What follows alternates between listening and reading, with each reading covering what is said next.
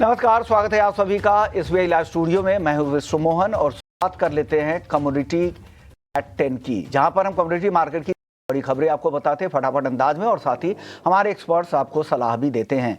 सबसे पहले चांदी से शुरुआत करेंगे। जबरदस्त रफ्तार ये बढ़ती जा रही है। कल 7.5% से ज्यादा की तेजी, आज 3,000 रुपए से ज्यादा की तेजी। चांदी 1,65,000 के ऊपर जा चुकी है। 2% तक की तेजी अभी फिलहाल दिख रही है।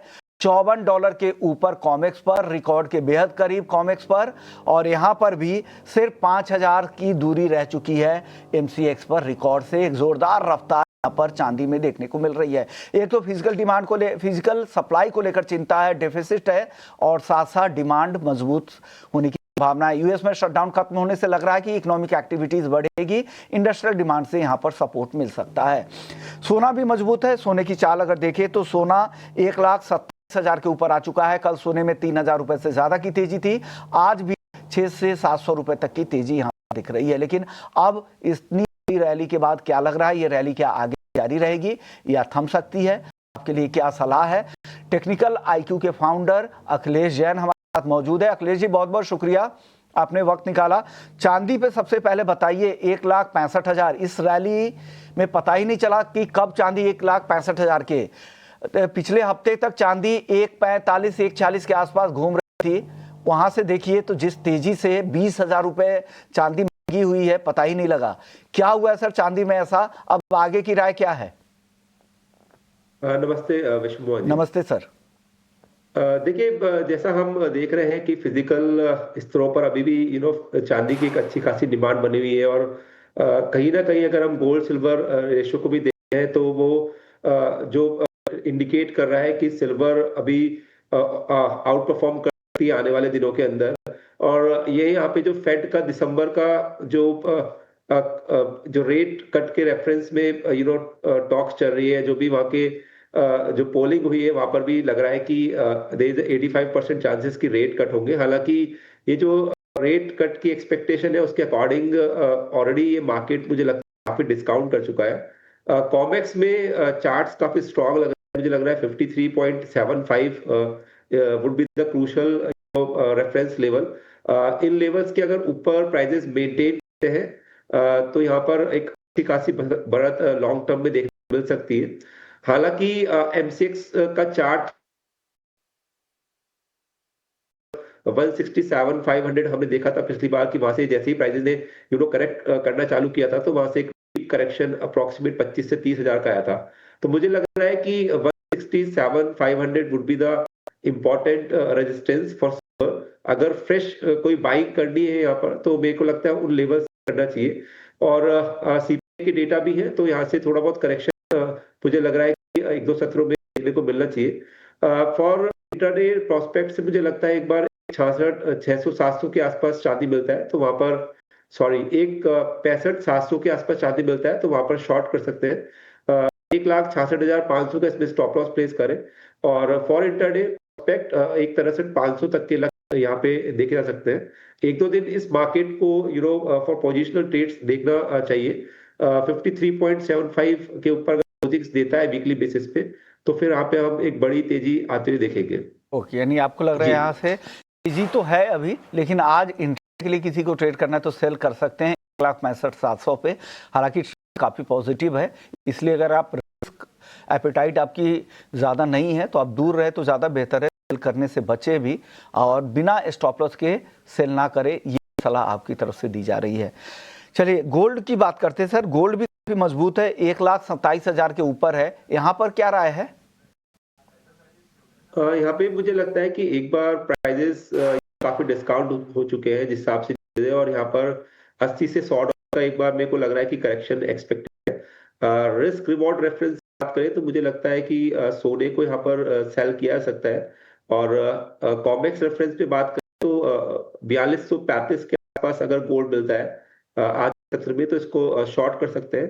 मुझे लगता है कि यहाँ से अराउंड 80 से 100 पॉइंट का एक बार करेक्शन आना चाहिए, which would be around 4150।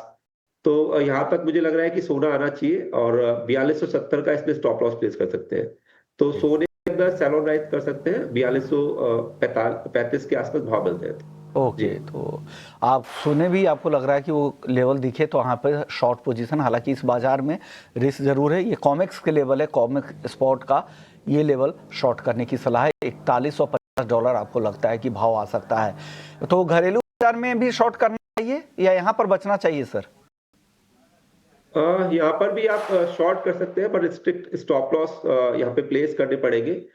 मुझे लगता है कि 1.27,700 के आसपास तक के यहाँ पे स्टॉप लॉस प्लेस करने चाहिए, और भाव 1.27 350 400 के आसपास मिलते हैं, तो वहां पर एक बार शॉर्ट किया जा सकता है जी। चलिए, ये गोल्ड सिल्वर की बात हो गई। क्रूड काफी गिरावट दिखी थी, 4% से ज्यादा गया था, और ओपेक का जो आउटलुक है उसमें कहा गया है कि 2026 में लग रहा था कि सप्लाई कम रहेगी, लेकिन अब लग रहा है कि डिमांड के मुकाबले थोड़ी स्लाइटली ऊपर की तरफ ही रहेगी। क्या लगता है, क्रूड की जो गिरावट थी पूरी हो चुकी है?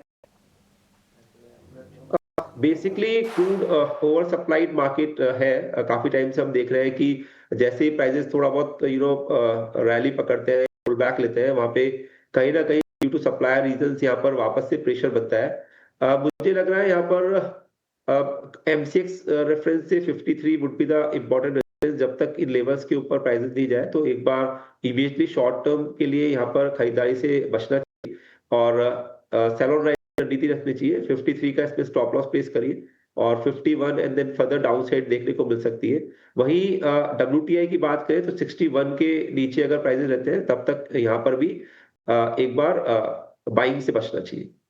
तो ये सलाह क्रूड को लेकर। मेटल्स में क्या पसंद है आपको? आज मेटल्स की चाल देखे तो मेटल्स में वापस तेजी लौटी है, कॉपर 1018 पे जा चुका है, लेकिन आप क्या पिक करेंगे? मुझे लगता है copper would be the best pick. Structure भी काफी अच्छा है, फंडामेंटल्स भी काफी अच्छे हैं। मुझे लग रहा है 1015 के आसपास तक, 14 के आसपास तक प्राइस मिलते हैं, तो यहाँ पर केवल 1012 के नीचे के स्टॉप लॉस से बाई किया जा सकता है। और इंट्राडे और कल तक के लिए मुझे लग रहा है 1030, देन 1065-70 तक के आसपास आने वाले सत्रों में कॉपर देखने को मिलना चाहिए। पार नेचुरल गैस निकल चुका है, यहाँ से और कितनी तेजी आपको लग रही है एनजी में? नेचुरल गैस एक कंडीशनल बाइंग यहाँ पे कर सकते हैं, फ्रेश बाइंग करनी है आपको।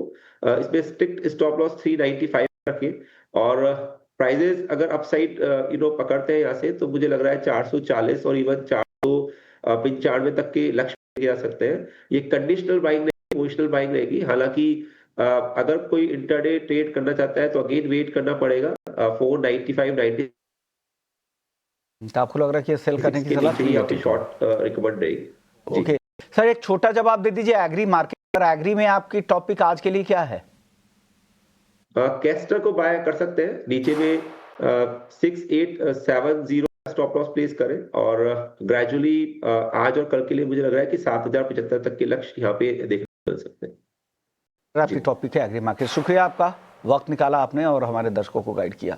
कम्युनिटी 10 को यही समेटेंगे। ब्रेक के बाद हमारे साथ रोहित श्रीवास्तव होंगे, दिग्गज मार्केट एक्सपर्ट, मार्केट महारथी सेगमेंट, उनसे खास चर्चा करेंगे। बाजार का उनका आउटलुक, उनकी थीम, उनके पसंदीदा सेक्टर, सब समझेंगे। ब्रेक के बाद जल्द लौटते हैं।